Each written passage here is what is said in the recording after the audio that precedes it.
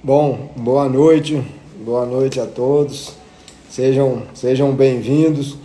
Hoje eu vou conversar com um grande amigo, conheci ele em 2009, quando era presidente do sindicato, e do Sindicato dos Produtores Rurais de Paragominas, e depois ele foi presidente do Sindicato dos Produtores Rurais em Redenção. Ele é o Jordan, ele já foi pecuarista, né, e trabalhava, teve fazenda no município de São Félix do Xingu e depois em Redenção. E depois ele começou a trabalhar nessa questão de monitoramento. Tem uma empresa de fazer monitoramento para as indústrias frigoríficas. Nós trabalhamos bastante quando eu estava no sindicato e ele também. Nós trabalhamos muito juntos com o Ministério Público Federal para poder sempre a gente estar viabilizando, né, para que os produtores conseguissem cumprir as exigências que tinham sido impostas pelo TAC, conhecido como TAC da carne. Então o Jordan nós trabalhamos muito juntos nisso aí para poder viabilizar. E desde então nós nunca paramos, né? Boa noite, a professora Ana Ruth, onde nós tivemos um evento lá em Marabá, na universidade. Muito obrigado lá, viu, professora? Foi muito bom. Mas trabalhando lá com o Jordan, junto lá com o Ministério Público, nós fomos viabilizando, né, coisas que os produtores poderiam, para trazer produtores para a legalidade. E até hoje a gente está nesse processo, nessa questão do TAC. A gente vê que tem o processo até hoje, ele é um processo que só excludente, né? Então toda vez é só tirando o produtor do mercado através do PRODES, através disso aí. Então isso só vai inviabilizando os produtores. Então a gente está trabalhando através da CRI-Pará, e junto também lá com o Jordão, uma ferramenta chamada Ciflor, para poder trazer esses produtores para a legalidade, né? E outra coisa que nós vamos conversar hoje aqui, falar bastante, é sobre rastreabilidade, né? Na verdade, eu até falo que a rastreabilidade tem... Ô Felipe, obrigado aí, viu, Filipão? É bom, a gente vai falar muito aqui sobre pecuária e sobre os avanços que estão tendo nessa parte ambiental. Então, como estava falando, a gente vai falar sobre rastreabilidade, né? E a rastreabilidade, o Jordan, né, através desse monitoramento, ele tem, né, ele vê muito o mercado, então eles têm um olhar, né, da rastreabilidade para saber a origem do produto. Eu, como produtor, eu trabalho com rastreabilidade, mas com outro olhar, que é o de gestão, né? Trazer a rastreabilidade, eu consigo saber cada animal, o que ele está produzindo, quais são os animais que menos produz. E aí a gente tem, né, através da rastreabilidade, né, para o mercado, para poder saber a origem de qual produtor que vem aquele animal. No meu caso, eu preciso saber de qual produtor que é para poder saber quem consegue me fornecer animais melhores. Mas vamos chamar aqui o Jordan, que ele já está aqui no jeito. A estrela da festa é ele, né? Então vamos trazer ele aqui para a gente bater um papo. E ele entende bastante disso aí, ele vai conseguir trazer para vocês uma mensagem aí para poder bem esclarecedora. Jordão, eu sei que você é feio, mas você não precisa mostrar só no computador, não. Pode aparecer você aí também, que não assusta, não. Oi. Boa noite, todo mundo. Muito obrigado aí pela presença, os que nos ouvem. Maurão, muito obrigado aí pelo convite. Uma honra estar contigo, discutindo o que a gente gosta de discutir e conversar. E hoje eu vim até de chapéu. Ultimamente minha indumentária mudou, né? O que tem guardado minha careca do sol não é mais um chapéu de cowboy, agora é um capacete. Mas eu enchi homenagem aqui, eu vim de chapéu para a Pois gente é. discutir um pouco e conversar a respeito desses temas aí tão relevantes Se tiver para a alguém, pecuária brasileira aí. se tiver alguém que não for do ramo que entrar, vai achar que é algum show de dupla sertaneja, né? Mas é não. Nós vamos Vai falar achar, vai achar, vai sobre achar que é uma live do sertanejo, é isso aí. Então, pois é. eu te vi falando sobre a rastreabilidade, acho que a gente podia começar a conversa nossa aqui por rastreabilidade. Na sequência, a gente fala de regularização, que eu acho que tem uma ponte importante entre as dois temas, principalmente quando você puxa a rastreabilidade para fazer controle e análise socioambiental dos animais indiretos, né, que são aqueles animais de cria, recria, que o produtor coloca para dentro do sistema produtivo e que hoje o mercado também, o monitoramento e o compliance socioambiental desses animais, quando eles transitam entre um sistema produtivo e outro. E aí eu acho que a rastreabilidade aplicada à gestão, que é o que você faz e é professor, né, de rastreabilidade e gestão, eu acho que a gente fez lá em 2014, você nos ajudou a desenvolver uma ferramenta, uma plataforma, e você nos deu a honra de participar conosco de um teste que durou praticamente 3 anos, 2015, 16, 18, e você chegou à ousadia de nos proporcionar a honra de ter cadastrado sua fazenda no Sisbov, então ela era ali a única fazenda cadastrada no Então, Sisbov no estado. uma parte aqui É, da importância, você está falando de mim, mas eu quero saber falar da importância, que eu tenho um tio, e esse tio anda muito levado comigo, que é o tio Gá, o Gastão sim, Carvalho. E ele, eu faço live já faz dias, e o tio Gá nunca me deu a honra de entrar, e ele acabou de entrar aqui agora. Então, não acredito. a estrela da live é você, não sou eu, porque eu já faço há vários tempos e ele não entra, não. Mas não é não, não é não. Toda vez que eu encontro com o Tigal, eu tive com ele mês passado lá em Belém, e a única coisa que ele fala é no seu o tempo inteiro. De vez em quando ele fala bem, de vez em quando ele fala mal, mas ele só fala no seu o tempo todo. É, Mas é uma honra ter Gastão Carvalho aqui com a gente disputando. pois é. Então, essa questão da rastreabilidade, a gente fez lá o piloto em 2015, 16, 16, 17, 18.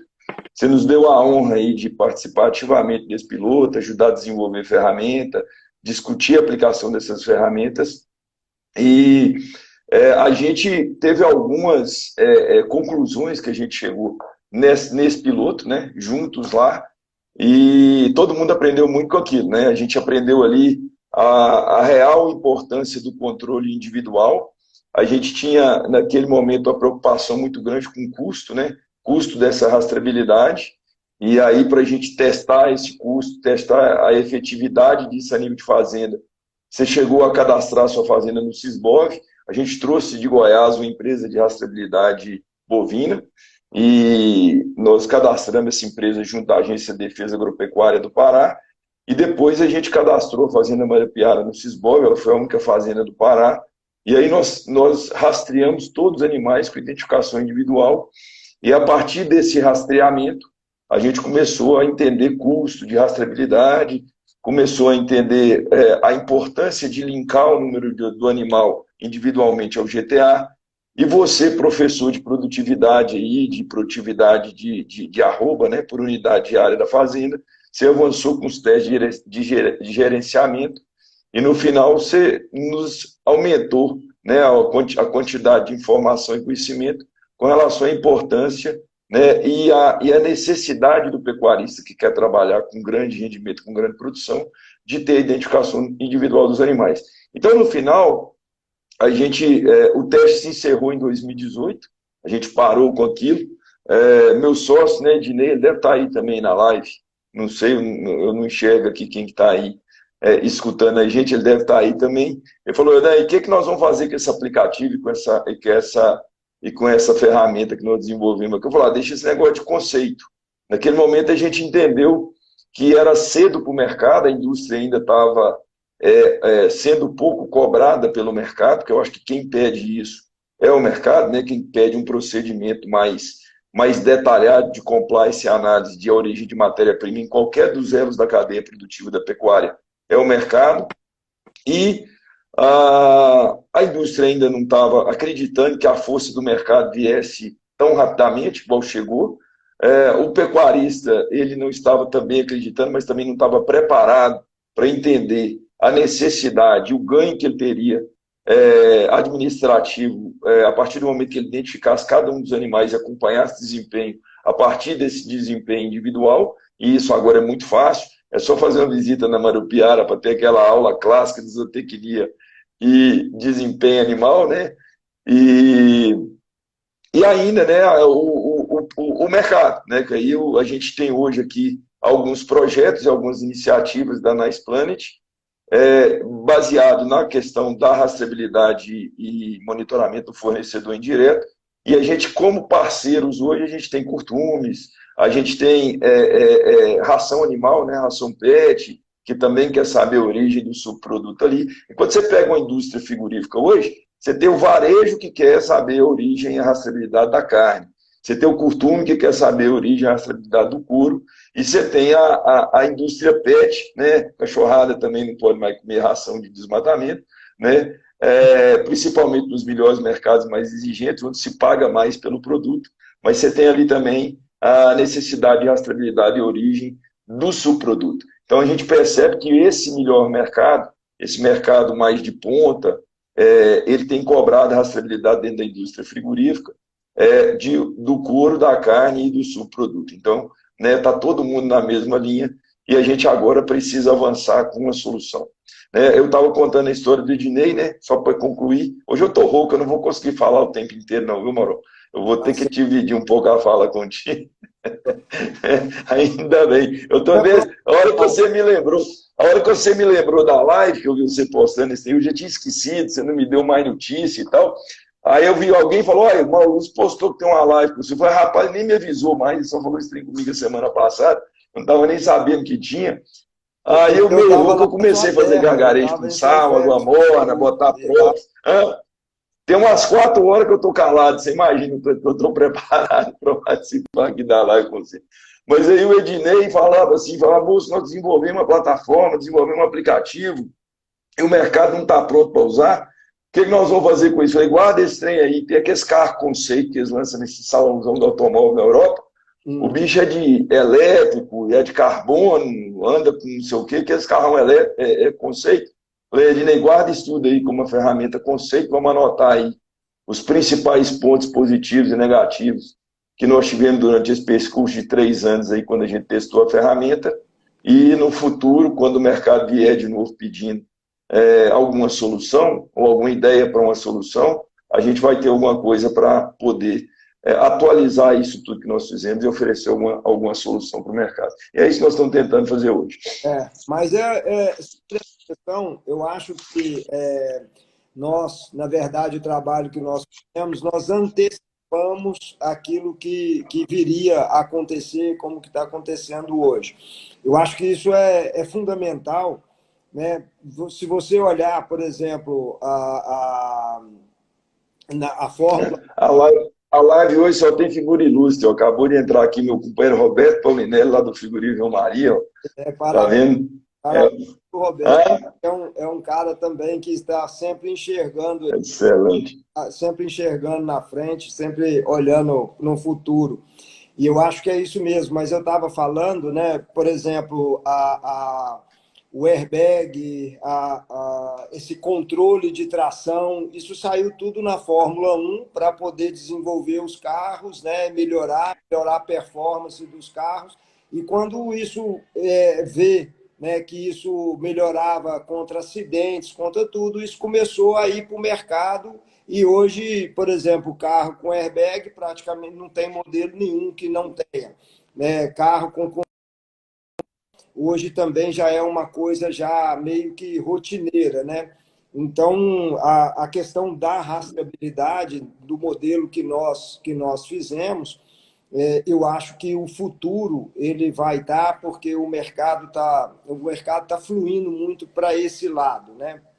O que a gente tem que ver, aí olhar com o olhar do produtor, é porque do que você sim falou aí sobre o custo da rastreabilidade. E geralmente quando você leva isso, o produtor só quer saber quem vai pagar, quem vai pagar. E a correia sai do couro, ela não tem de onde outro lugar sair. Então a rastreabilidade, quem vai pagar ela é a eficiência. Então, quando você usa a rastreabilidade como ferramenta de gestão, eu vou te falar isso porque eu trabalho com rastreabilidade no sentido de eu saber qual animal que está na minha propriedade, eu identificar ele, eu ter um número, eu saber a origem dele, de quem que eu comprei e tudo. Eu trabalho com isso desde do ano 2000, né? E então eu sempre venho a cada ano me aperfeiçoando nessa ferramenta para melhoria de produtividade. Então, hoje, por exemplo, eu não consigo trabalhar na minha fazenda sem ter essa rastreabilidade. Então, hoje eu só trabalho com chip eletrônico, que diminui erro, acaba, né, zera o erro. Então, isso é fundamental para mim. Ao longo desses anos, né, que eu venho trabalhando, hoje eu já consigo identificar fornecedores que têm animais melhores, né? Então a gente consegue ir melhorando. O que é bom disso aí são esses números, são esses dados. E hoje a moda, né, é algoritmo. Quanto mais tempo você tem juntando isso, juntando esses dados, juntando esses números, mais você consegue acertar sobre aquilo, né? Então, a rastreabilidade para o produtor, o que vai fazer pagar é a gestão, é a eficiência daquilo ali. Então, em vez de você ficar procurando o mercado pagar, o fulano ou o ciclano pagar, é muito mais fácil você fazer com que a eficiência pague aquilo, e ela paga isso sobrando. Isso a gente pode fazer conta do jeito que você quiser, e você manda para o mercado aquilo que o mercado tanto almeja, aquilo que o mercado tanto quer, né? Que é a rastreabilidade, que é a origem daquele animal. A gente estava sempre falando, né, quando nós começamos, a rastreabilidade muito porque o mercado da carne estava querendo isso, né? A gente falando supermercados, as grandes redes, isso começou por aí. E aí você vê que daí passou para o couro, agora está no subproduto, e é o que você falou, né? Agora até os cachorros estão querendo saber, não estão querendo comer, que faça a ração que venha de desmatamento. Então, isso é a evolução do processo. E nós, se a gente quer vender, se a gente quer fazer, nós temos que partir para isso. Falando em gente importante, está aí o Daniel Freire, que também entrou na live, mas ele sabe que esse tema ele é cobrado porque ele tá na indústria, ele sabe o quanto ele é cobrado desse tema de rastreabilidade, né? Então, eu acho que isso aí é uma coisa que não tem como fugir, não, a gente não pode mais fingir que isso não existe, né? E para o produtor, a única maneira que ele tem de colocar esse negócio, de pagar essa rastreabilidade, é através de ferramenta de gestão, é melhorar a produtividade com essa ferramenta, ela começar a realmente melhorar a gestão do produtor. Então, eu acho que isso aí é fundamental. Só que isso aí, na verdade, hoje o que a gente vê, né, Jordan, que essa rastreabilidade, quando ela é vista pelo mercado, o mercado não está querendo saber se aquele boi ganhou peso ou não ganhou, ele não está querendo muito a fim de Engana. da onde que ele nasceu, da onde que ele veio. E aí vem essa questão, né, do indireto, né? E aí você vai falar já para o meu amigo gaúcho Guilherme Minsen, para a gente saber se o apetrecho veio de desmatamento ou não, porque ele fica doido aqui. Essa é a grande chance, o Gaúcho, você vender o sêmen do apetrecho já certificado. Eu acho o seguinte, uma coisa que você falou que é correta aí, é que hoje também eu acho que como o mercado inicia a cobrança e a exigência por rastreabilidade para questões socioambientais, para compliance socioambiental, para saber se o boi veio de fazenda. A gente fala que são 5 critérios básicos, né, Mauro Luz, que estão em todos os TACs, todos os acordos, todas as políticas comerciais de varejistas, curtumes, que é o cara tem que ter CAR, o produtor tem que ter o CAR da propriedade, depois tem não pode haver sobreposição a áreas especialmente protegidas, e aí você inclui aí unidade de conservação terra indígena, territórios quilombolas, então é o segundo critério. Não pode haver sobreposição com desmatamento ilegal, é o terceiro critério. O quarto critério é embargos federais e estaduais, e o quinto critério é a lista de trabalho escravo. Então, basicamente, esses 5 critérios eles compõem, de alguma forma, todos os protocolos de TAC, de Ministério Público Federal, políticas de compra de carne de varejistas, política de compra de couro de curtumes. Então, é mais ou menos homogeneizado essas questões. E a gente sabe o seguinte, que o produtor ele tem que ser visto como agente tanto da preservação quanto da rastreabilidade. A gente sabe ali, como produtor, né, porque o mercado não é produtor, o mercado é comprador de produto. Então, entender, a gente consegue entender quais são as dores e qual que é a função do produtor nesse processo. E a gente tem que colocar, por exemplo, que quando você está fazendo uma reforma de pasto, e aí tem uma árvore lá, bonita ou feia, que atrapalha ali a sua manobra da sua grade, né? Você decide se você deixa a árvore lá ou se você retira a árvore. E para essa única árvore não tem satélite, não tem nenhum tipo de vigilância que vai conseguir descobrir se você optou por deixar a árvore ou não. E aquela árvore ela pode servir, por exemplo, para melhorar o bem-estar animal no seu sistema produtivo, pode fornecer sombra para os animais.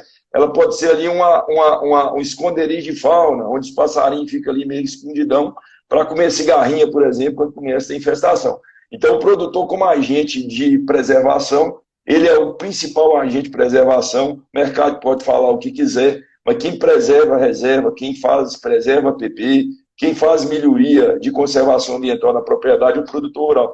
Da mesma maneira, o que a gente tem colocado quando a gente fala desses protocolos é que o produtor é o principal agente de rastreabilidade, né? Então, não adianta você cobrar da ração PET o controle e monitoramento indireto, né? Não é ele que vai controlar a entrada de animal magro, animal de cria, recria, num sistema produtivo fazenda, né? Nem é o frigorífico também, que é o tempo inteiro cobrado pelo mercado, e muito menos o varejista. Então, a gente entende que cada elo da cadeia produtiva tem que ser responsável e tem que ter liberdade para decidir sobre a matéria-prima que compra, né? O produtor rural de confinamento ou de engorda, a matéria-prima dele, de produção, são animais magros, né? Então, quem tem que ter responsabilidade sobre a originação desses animais, assim como ele tem responsabilidade com relação a preço, a sexo, a raça, que quando ele sai ali para comprar um lote de animais, ele tem isso já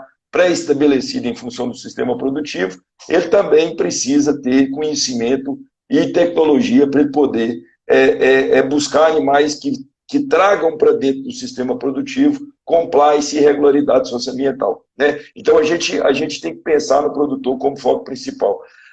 Pensando no produtor como foco principal, e aí eu acho que é uma visão que só o produtor que consegue ter, e aí, mais uma vez, você participou conosco dos testes e do desenvolvimento, a gente pensou que para você conseguir fazer com que produtor rural consiga selecionar animais que além... Porque o cara sai para comprar um lote de bezerro, ele fala, não, tem que comprar fêmea, tem que ser Nelore, tem que estar não sei quantos quilômetros e tem que custar até tanto. Isso é o que ele sai ali na cabeça e ele sai procurando aqueles animais. Quando você pensa em rastreabilidade e controle de indireto, ele tem que acrescentar mais um critério de escolha. A fazenda de onde ele vai comprar, ela tem que atender aos 5 critérios básicos que o mercado estabeleceu como legalidade de cadeia produtiva de pecuária. E aí ele precisa ter informação e tecnologia para poder escolher os animais no momento de trazer esses animais para a fazenda. E aí é complicado, porque você fala para o produtor assim, ó, você vai ter que monitorar indireto. Primeiro você tem que explicar para ele o que é indireto, depois ele tem que entender o que é monitorar, depois ele tem que saber quais são os critérios básicos, depois ele precisa conhecer o que o mercado está querendo, que ele monitore, e aí ele precisa, depois que ele souber isso tudo, a segunda pergunta que ele vai fazer é como que eu vou monitorar?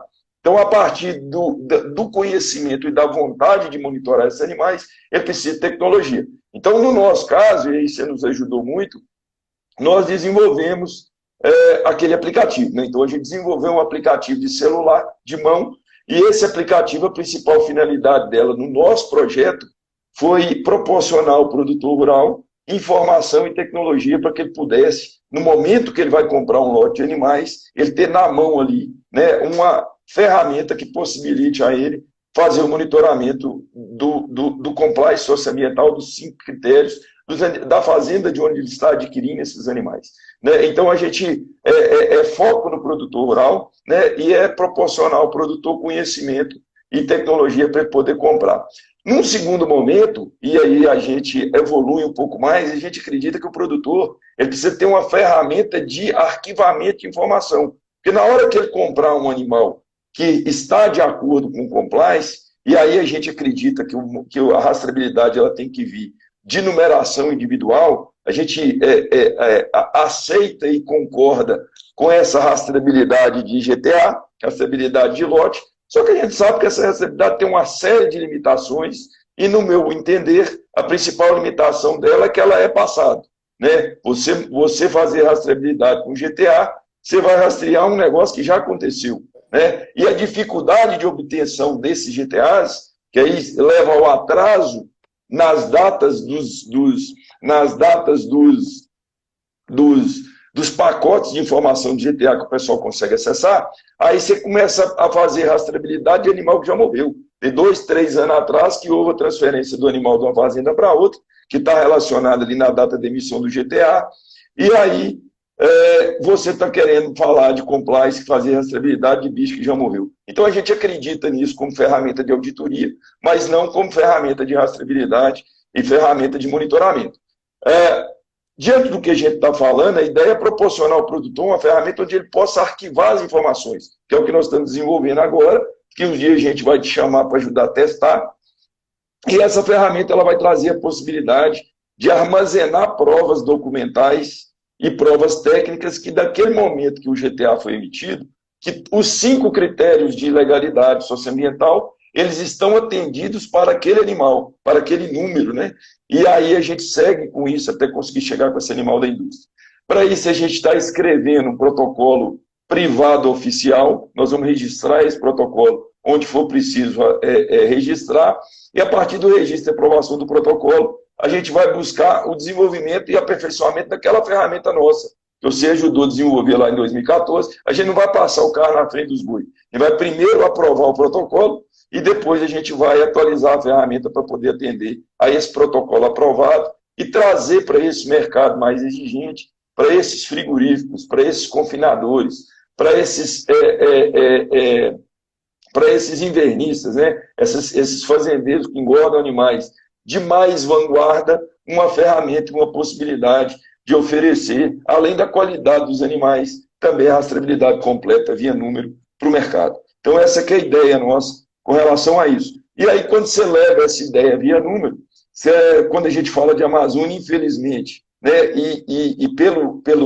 por onde anda essa questão de desmatamento, essa questão crime ambiental, essas más notícias que a mídia, infelizmente, traz o tempo inteiro do agro-amazônida, a gente espera, a gente não acredita que vai haver habilitação de estados da Amazônia para a Europa.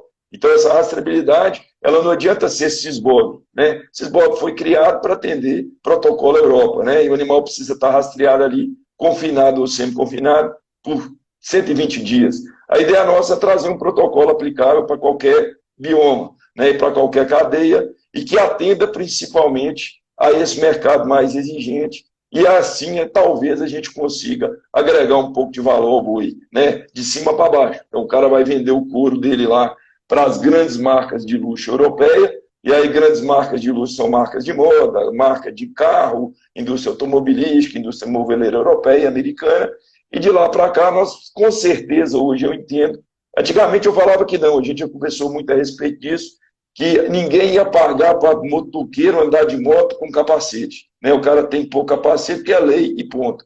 E a gente pensou muito que ninguém fosse pagar para comprar uma carne, um couro, um subproduto que não viesse com o problema do desmatamento e o problema socioambiental agregado. Hoje eu já comecei até a mudar de ideia.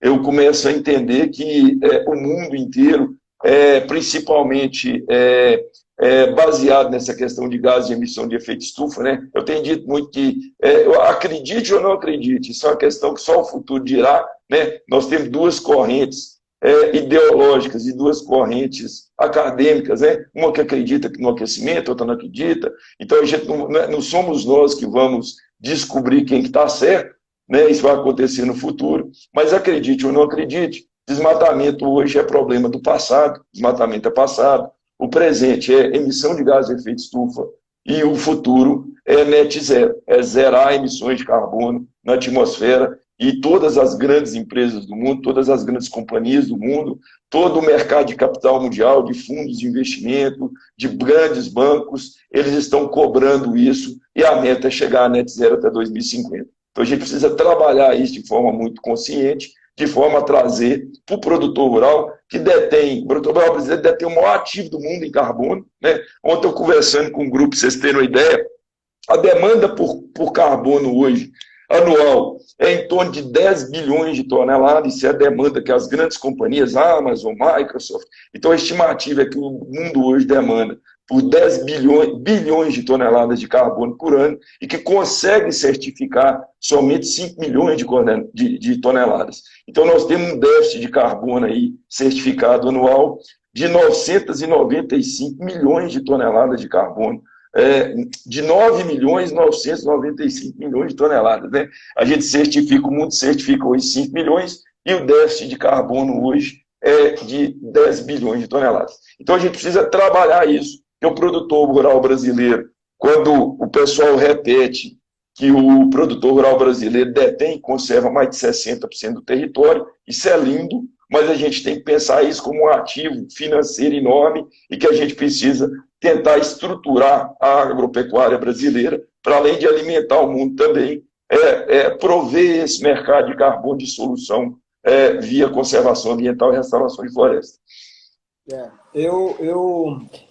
Pois é, eu também, eu acredito muito em questões, principalmente aí de crédito de carbono, isso tem evoluído, eu acho que, só que o que a gente precisa, na verdade, nós precisamos de quantificar isso, né? Você está falando em números de emissão, em números do que precisa, e só que nós precisamos trabalhar mais regularização fundiária, nós precisamos de colocar essas florestas, né? Essas florestas têm que estar documentadas para que a gente comece a ter investidores que realmente, porque hoje o que eu sinto, né, nessas regiões aí, tipo São Félix, Novo Progresso, o tipo de investidor que vem é o investidor que vem, são pessoas que vêm para poder desmatar. Eles estão atrás de uma especulação imobiliária. Nós precisamos de reverter isso. Nós precisamos de fazer um ambiente bom, um ambiente propício para que venha pessoas com vontade de investir para ter florestas. E a única maneira que a gente tem de fazer isso é de legalizar isso, é de colocar documentos, né, para que as pessoas realmente possa fazer investimento e ter seguro. E aí sim a pessoa, né, para poder chegar e fazer pecuária. Mas podemos criar um mercado para quem venha para poder sequestro de carbono, para quem venha para poder investir, para poder fazer compensação para outras áreas. Então, nós precisamos de criar esse ambiente. Né? Eu acho que uma das coisas que a gente precisa fazer é de criar esse ambiente e fazer com que as florestas virem commodity, assim como são os outros produtos, o boi, a soja, o eucalipto, as outras coisas que são produzidos ali, o dendê. Então, eu acho que a gente precisa de trabalhar nesse sentido. Eu acho que isso, para o futuro é esse, é trabalhar. Mas a gente tem uma coisa que está pegando fogo aí, que é, por exemplo, e aí eu acho que a gente tem que conversar um pouco sobre isso, a demanda por rastreabilidade, a demanda pelo indireto, nós temos muito isso aí. Só que nós precisamos de regularizar esses produtores que já estão aqui. Nós temos produtores, eu acho que a maior parte, a grande maioria dos produtores, se tem algum erro, se tem algum pecado, ele está doido para se livrar dele. Né? E esse processo, né, desses acordos comerciais que foram feitos através do TAC, o processo até hoje ele é um processo só excludente. Né? Então, a pessoa tem PRODES, aí ele fica embargado para poder vender, embarga é a propriedade, não é só a área. Então, a gente tem essas coisas. Isso não adianta mais discutir sobre isso, porque isso é acordo, isso está feito, isso não tem mais o que discutir. Agora, nós precisamos de criar, né, ferramentas para poder viabilizar esses produtores, que são ferramentas que a gente traga esses produtores para a legalidade.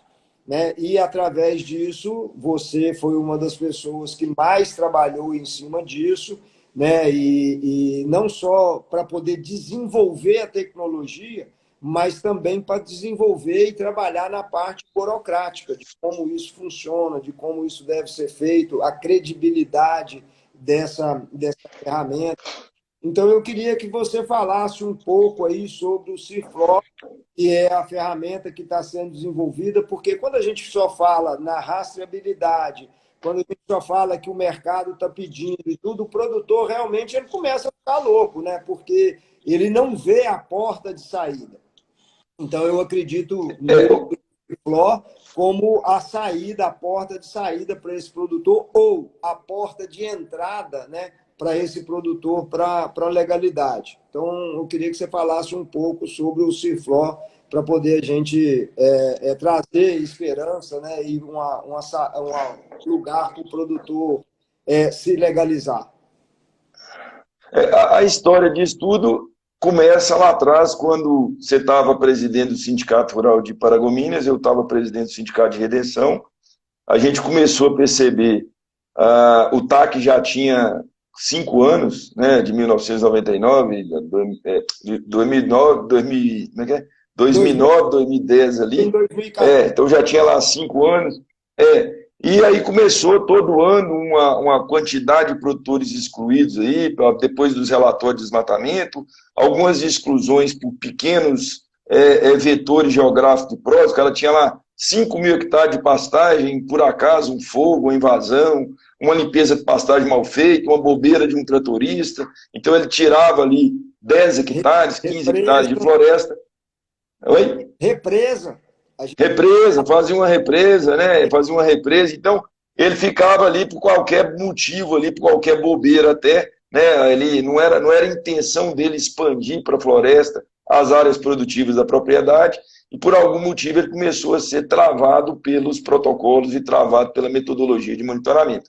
Então, quando chegou lá em 2014, 2015, nós dois conversando ali entre nós, em Belém, em várias reuniões, a gente chegou à conclusão, e por incrível que pareça, que o Estado não daria conta, né, de criar um sistema que atendesse o produtor, e aí tem que ser um sistema que atende com agilidade, né, atende com agilidade, porque ninguém pode ficar esperando 5 anos, 10 anos para licenciar uma propriedade, para fazer um PRA e concluir um procedimento. Então, que atendesse com agilidade, que fosse possível implantar sob o aspecto técnico e sob o aspecto legal, né, que você pudesse implantar lá e que não gerasse uma demanda técnica e de trabalho a nível de fazenda muito grande, e que atendesse a questão legal, e ainda que fosse economicamente viável para o produtor, né, que tirasse o produtor da garra daquelas multas confiscatórias de R$ 5.000 por hectare que estão previstas na legislação brasileira. Então nós procuramos ali o Ministério Público Federal, e desde aquela época nós começamos a insistir, né, que se o Estado não dá conta, e aí a gente tem que dar uma parte aqui na questão do Estado não dar conta. A gente sabe que o Estado, eu sei que me falou isso a vida inteira, O Estado não dá conta de fazer saúde na educação, como é que vai fazer regularização ambiental, né? Por outro lado, nós temos uma atividade aí produtiva brasileira que mais rende divisas, renda, mercado externo para o Brasil, que é a agropecuária, e a gente sente muito que o Estado ainda não endereçou essa atividade o devido respeito e proporcionou essa atividade todos os meios para que ela pudesse regularizar, principalmente seus aspectos fundiário e ambiental, né? Mas isso é questão de Estado, não é questão nossa. Então, a gente entendendo o estudo, e aí eu concordo plenamente com você quando você fala que o Estado não vai fazer nada, quem tem que fazer as coisas e resolver é a iniciativa privada quando ela passa a se sentir prejudicada, a gente começou a tratar do desenvolvimento de uma ferramenta privada, né, para que essa ferramenta pudesse amenizar principalmente o problema do desmatamento ilegal. E o desmatamento ilegal é um problema mais fácil, porque você tem ali o embargo, por exemplo, que o cara já foi autuado e embargado pelo órgão ambiental. Então, além do problema do desmatamento, que hoje é um embargo ou um impedimento comercial, você tem ali também a sanção administrativa do IBAMA, da Secretaria de Estado de Meio Ambiente, que traz uma série de problemas, né? O cara fica embargado, tem o polígono, tem o nome CPF em lista, então é muito mais difícil que você precisa da participação direta do Estado, ou pelo menos do órgão fiscalizador, para você conseguir levar o produtor de volta para a legalidade.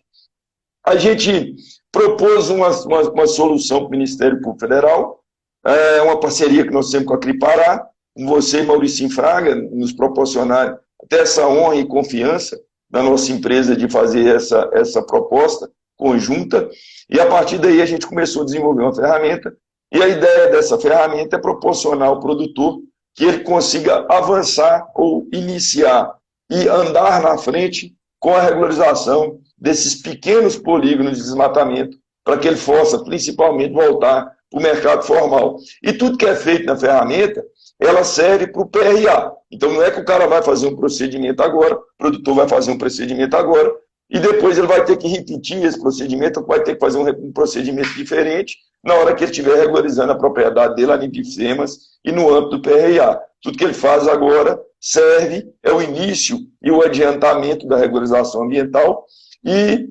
proporciona a ele, depois do procedimento concluído, retornar para o mercado formal. Porque o que a gente preocupa muito é que o produtor rural, ele continua produtor rural. Então ele tem lá a área dele organizada, de repente entra um fogo, no outro ano ele tem um prótese pequenininho e ele sai do mercado formal. Mas ele vive daquilo, a família dele ele alimenta e trata com aquilo, os funcionários, o sistema produtivo, o ganho, a geração de renda e receita para ele, tudo a partir daquilo, né? Então ele tem um impacto muito grande na vida dele como um todo, a partir do momento que ele não consegue e não tem meios de voltar para o mercado formal, né? E aí é muito importante a gente colocar, e é uma questão que eu coloco muito, quando eu converso principalmente com o pessoal das ONGs, das ONGs, da sociedade civil, que é uma questão de separação de produtor rural de especulador imobiliário, né? Porque nós temos aí na Amazônia dois sistemas financeiros relacionados ao agronegócio. Nós temos o produtor rural que produz alimento, que vive da terra, que trabalha o campo, que melhora a produtividade, que melhora a raça, que melhora pasto, quer dizer, vive de produzir alimentos e de utilizar uma propriedade rural para o seu sustento. Nós temos do outro lado o especulador imobiliário, que precede de crime de grilagem e de desmatamento. Então são dois negócios, né, que um não tem nada a ver com o outro, e a gente não pode misturar produtor rural com especulador imobiliário precedido de crime de desmatamento e de grilagem de terra. Então, esse procedimento, inclusive, ele só serve para o produtor, porque a legislação brasileira, o Código Florestal, fala que o desmatamento não autorizado depois de 22 de julho de 2008, ele tem que ser isolado e a área tem que ser restaurada, a floresta tem que ter restaurada. Então, assim, isso é negócio para o produtor rural. É o produtor rural que está ali impossibilitado de vender seu produto para o melhor mercado, para aquele frigorífico que exige mais, daquele frigorífico que está buscando um mercado melhor para o corpo, para o subproduto para a carne, então que tem um compromisso com o Ministério Público, né, que está preocupado com sua marca, com a imagem da sua marca, lá na Bovespa, onde é que seja. Então você tem aquele frigorífico ali mais preocupado, e o produtor rural quer vender seu boi para aquele frigorífico. E ele não pode, por causa de um pequeno polígono de desmatamento. Então, esse produtor, a gente resolveu proporcionar a ele um meio administrativo emergencial que adianta o processo de regularização ambiental dele, tudo de acordo com a SEMAS, de acordo com o Ministério Público, e a partir do momento que ele isolar a área dele e começar a restaurar aquela floresta desmatada ilegalmente, ele pode voltar para o mercado e pagar algumas taxas, lógico, ele tem que pagar uma indenização civil, algumas taxas, ele pode voltar para o mercado formal, né? E o grileiro desmatador não vai aderir, porque o grileiro desmatador não é negócio dele desmatar para depois restaurar.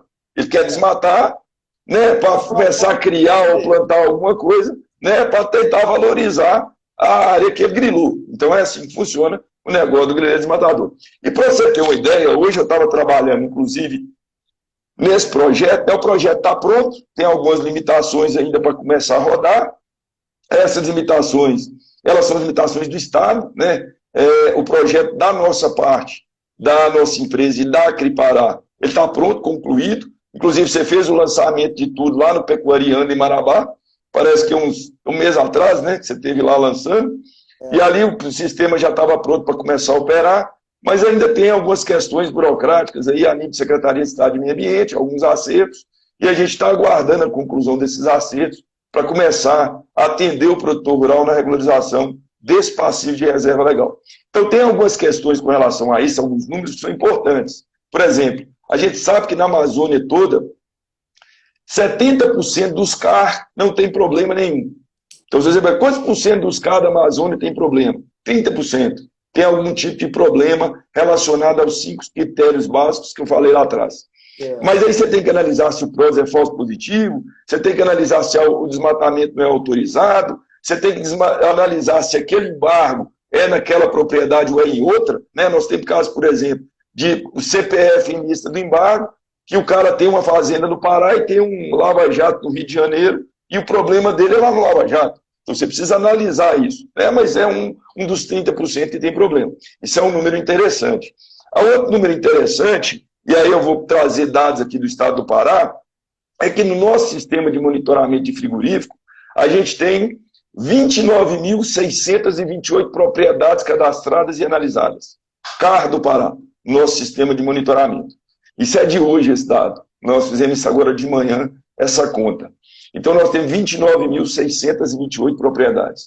Dessas 29.628 propriedades, nós temos 15.536 que têm uma sobreposição de um polígono de PRODES, certo? Então, das 29.628, nós temos 15.536 que têm alguma sobreposição de polígono de PRODES. Eu não sei se é autorizado, eu não sei se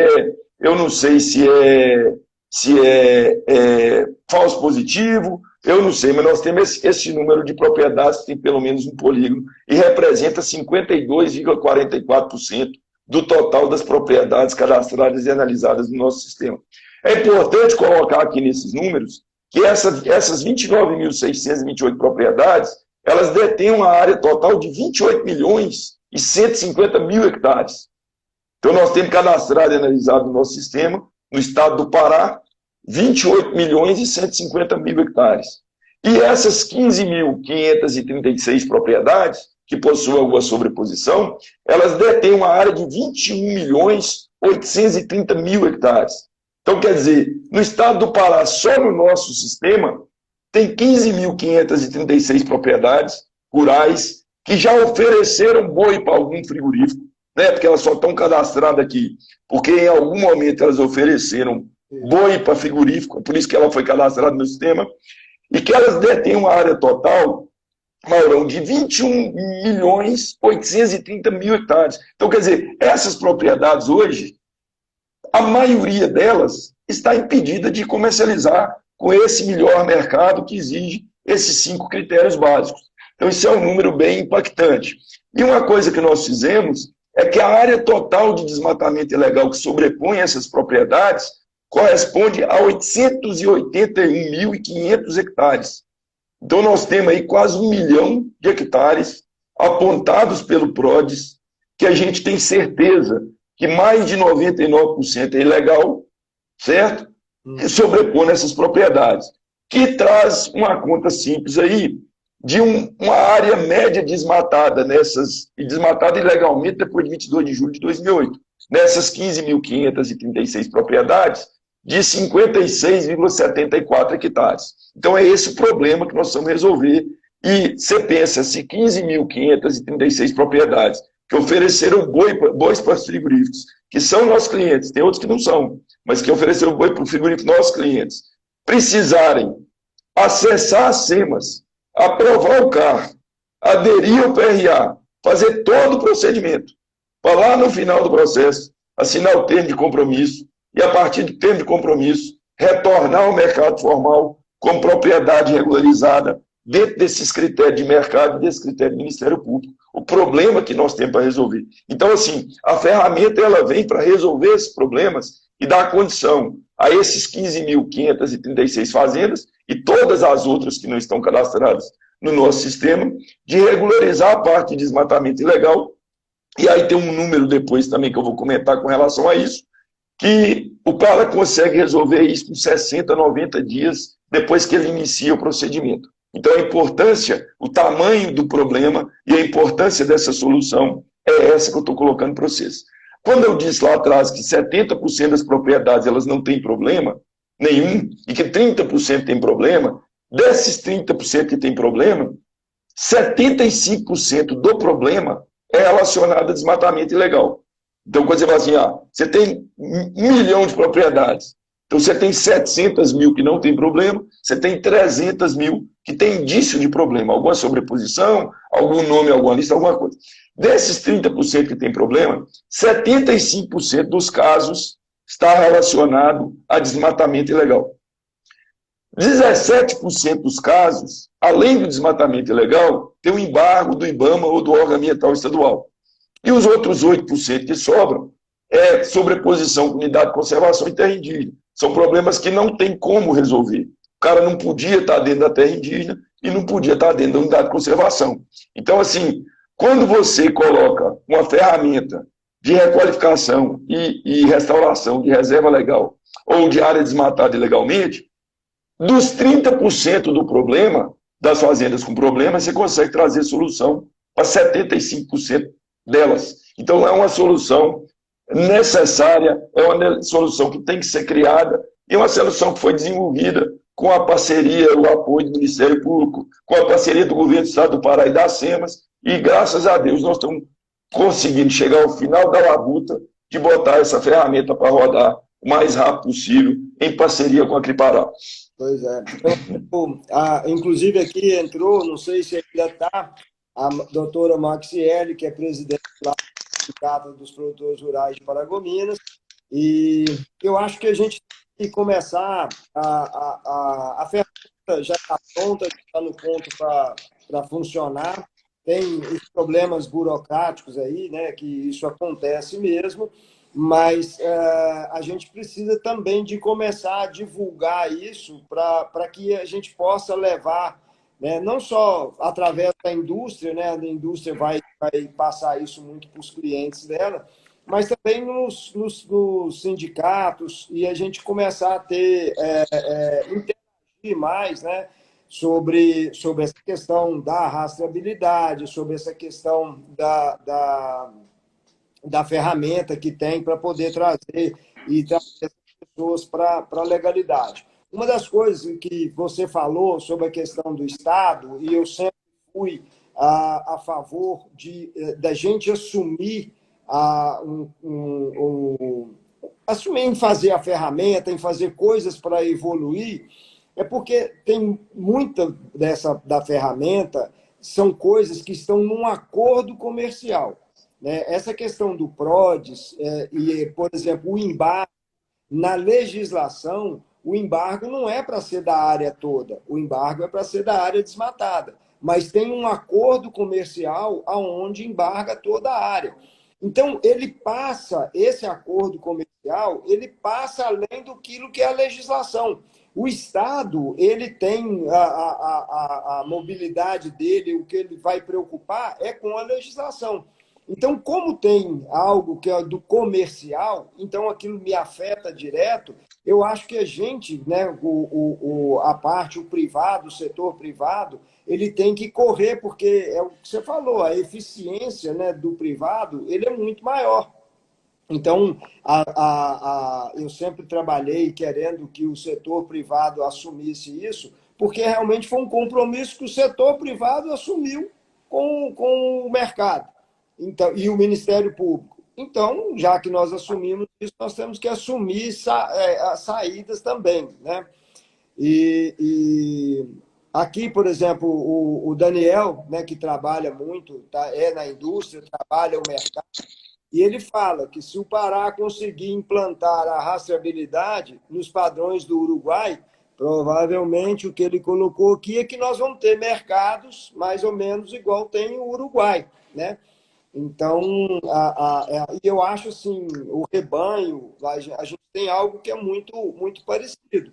É desafio? É desafio, mas se a gente quer mercado diferenciado, se a gente quer preços diferenciados, se a gente quer aumentar a produtividade para poder, a gente tem que ir atrás de mercado. Então, eu acho que isso é uma realidade. E às vezes a gente fica querendo brigar. O tio Gá aqui mesmo estava colocando que ele aceita a rastreabilidade como uma ferramenta de gestão para aumentar a produtividade, mas ele não aceita a rastreabilidade por questão de cobrança do mercado. Se eu estou fazendo um papel que está melhorando a minha produtividade, eu vou dar aquilo para o mercado. Para mim, isso não importa, né? Se tá melhorando, se é cobrança ou se não é, eu não importa. Eu quero melhorar o meu negócio.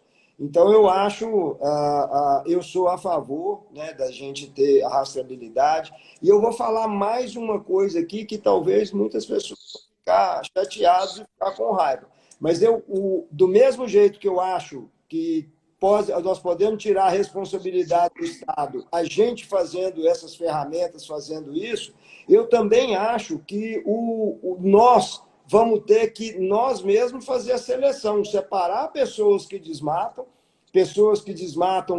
por questão imobiliária, e vamos separar da gente. Nós não temos uma questão imobiliária, nós temos uma questão produtiva, nós estamos focados em produzir e vender. Então, eu não posso esperar que o Estado venha ou que o mercado venha separar quem é bom de quem é ruim. Sou eu que tenho que fazer isso. Eu que tenho que sair fora desses caras que estão fazendo, procurando desmatamento, e porque eu estou em outro nível. Então, eu tenho que trabalhar, eu tenho que me selecionar, eu tenho que me sair fora, né, desse grupo. Não só eu, mas eu acho que, sei lá, nós temos aí 90%, 95% dos produtores não estão envolvidos nisso. Né? Quando você tem dados aí da SEMA mesmo, falando sobre desmatamento, o grosso do desmatamento está em meia dúzia de pessoas. Né? Então, o Guilherme falou que uma das ferramentas para poder acabar o desmatamento é usar sêmen do apetrecho, que aumenta bastante a produtividade.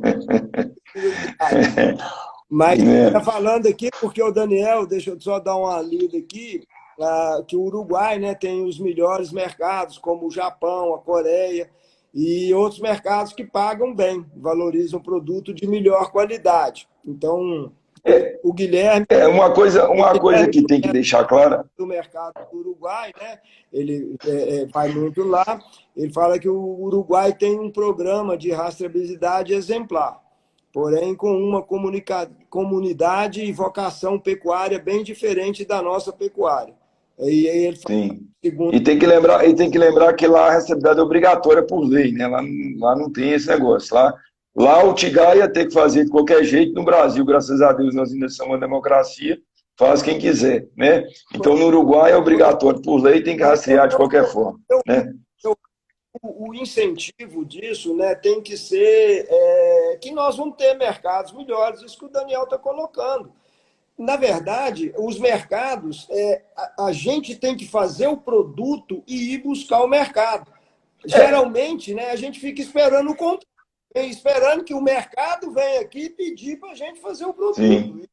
Duas coisas importantes com relação ao mercado nessa atividade nossa é o seguinte, não sei se vocês já perceberam, ultimamente, as comunicações de frigoríficos, de feiras internacionais que o Brasil tem participado com várias cadeias produtivas, na hora que eles colocam nos estandes o mapa do Brasil, no sul e sudeste brasileiro, aparece, no sul, sudeste e centro-oeste, aparece a produção, né? Lá está os pezinhos de cana, está os tratorzinhos, está lá os pezinhos de café, os boizinhos, lá no mapa que eles mostram. E a Amazônia está verde, né? Então a gente tem que tomar muito cuidado com a autoexclusão. O próprio Brasil não começar a excluir a Amazônia dos melhores mercados em função de exigência internacional.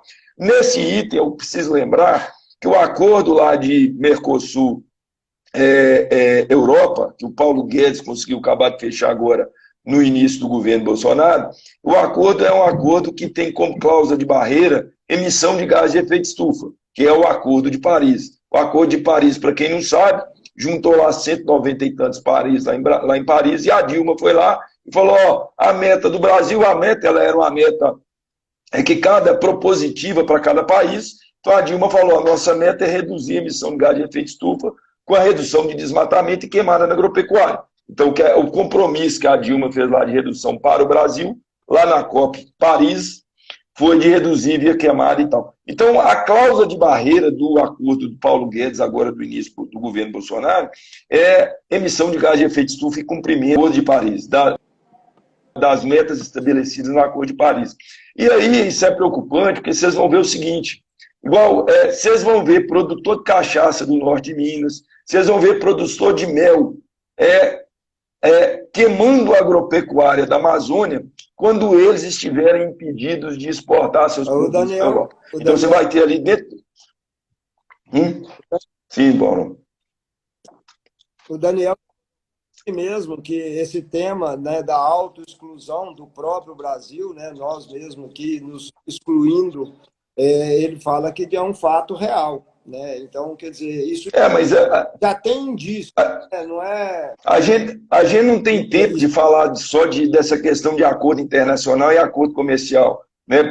Cabe outra live, se você um dia achar que eu posso de novo na verdade, tomar conta da sua live, ou você me convida. Está meio atrasado. Mas, assim, só para concluir isso aí, o acordo Mercosul-Europa que preocupa,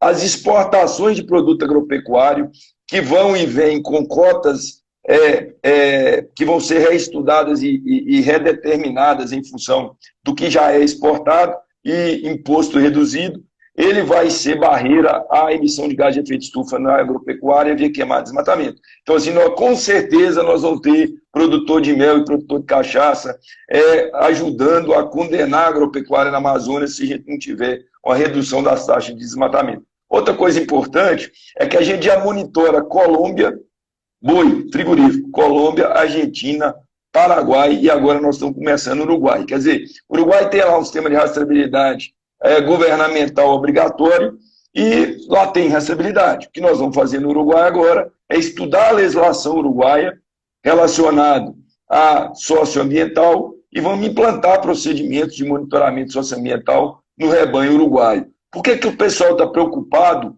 em começar a fazer monitoramento socioambiental no Uruguai, que só tem pampa, lá não tem árvore, não tem floresta, não tem nada? Eles estão preocupados porque na hora que o Brasil não conseguir atingir as metas e entregar produto para a comunidade europeia, que o acordo foi startado, o Uruguai vai estar pronto para entregar. Porque lá no Uruguai os biomas e o sistema de criação, e a lei também, é muito mais permissiva para o produtor rural, é muito mais fácil do produtor rural se regularizar sob o aspecto socioambiental. Então, os países que são nossos concorrentes, não estou falando de acordo Brasil, União Europeia, não. Nós estamos falando de acordo Mercosul e União Europeia.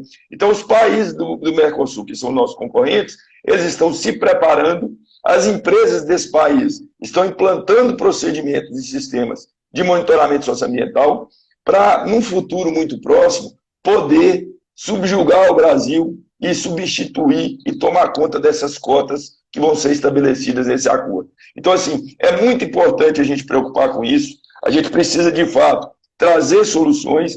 O produtor rural, tem que ser o foco principal do debate e das soluções. A gente acredita que essa requalificação de desmatamento ele é extremamente importante, até na questão do monitoramento do indireto, porque se você não tiver como requalificar toda a cadeia, sempre você vai ter uma fazenda de engorda, um confinamento, com contaminação, entre aspas, de desmatamento. Porque como é que você vai fazer? Você vai ficar com seu confinamento vazio? Você vai ficar com sua fazenda de engorda vazia? Porque 52% das fazendas têm um problema, tem um polígono de prótese, igual eu já mostrei lá atrás. Então a gente precisa de caminhar com aumento de comando e controle e responsabilidade. Paralelamente a isso, e um pouco adiante, você tem que vir um pouco na frente, com uma metodologia simplificada sob o aspecto técnico legal e principalmente financeiro, que atenda o produtor rural na hora de regularizar a propriedade e atender para atender esses principais protocolos. Então a gente está preocupado com isso e está tentando buscar a solução privada para atender e para melhorar o mercado e os sistemas produtivos da Amazônia. Bom, Jordão, esse tema é um tema bom, né, que rende muito, que rende bastante. E como você falou, isso dava para a gente, se a gente for entrar nos detalhes mesmo, é fazer outras lives para poder explicar melhor. Mas eu queria aqui te agradecer bastante, muito obrigado pelos esclarecimentos. Você é uma pessoa que entende Você manda bastante desse assunto.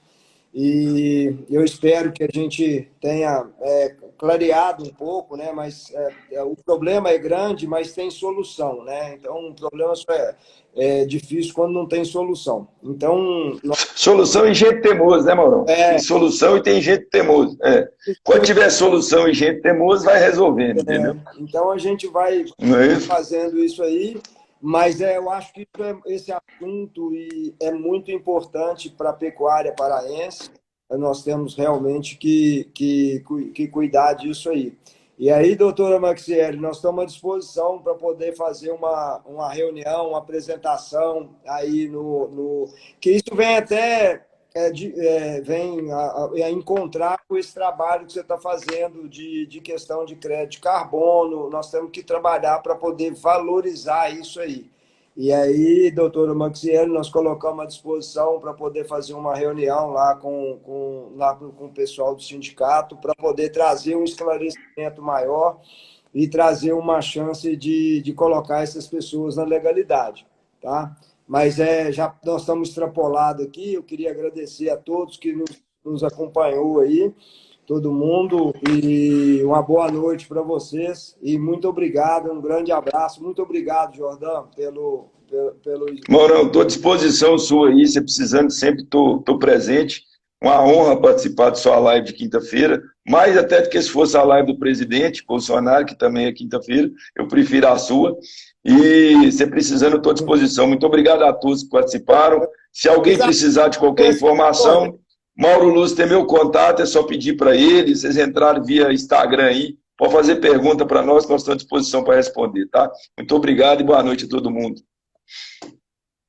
Já que você está aí, meu amigo Rodrigo, fala, olha, vamos fazer na semana que vem, vamos nós dois, já está o convite feito e está na frente de todo mundo. Agora, se você não fizer, todo mundo vai saber que eu sei quem está correndo de mim, não eu. Tá? Um grande abraço, boa noite a todos. Um grande abraço, boa noite, bom final de semana para todo mundo. Um abraço. Tchau, tchau.